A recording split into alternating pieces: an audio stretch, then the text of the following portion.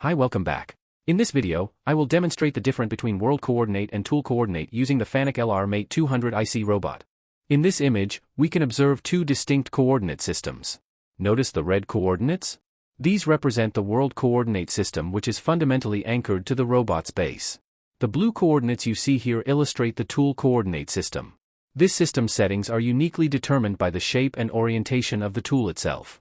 This video serves as an introduction to the fascinating world of coordinate systems in robotics. Let's watch the robot's movements in both the world and tool coordinate systems, side by side, to clearly discern the differences. In the next video, we'll go through the process of setting up these coordinates. As we can observe, the robot on the right is moving in a direction opposite to that of the world coordinate system, as shown on the left, based on its tool coordinate settings.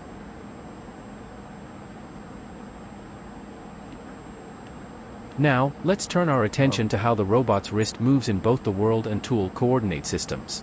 Observe the differences in movement and orientation as we switch between these two perspectives.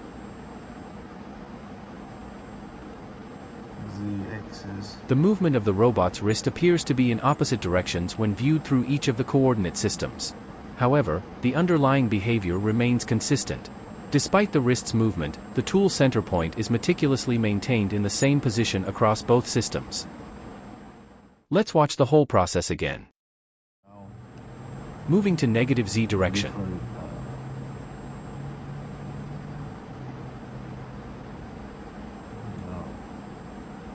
Move to negative X axis direction, then come back and toward positive direction. Now moving along the y-axis, moving to negative then positive direction. Then go back to the center.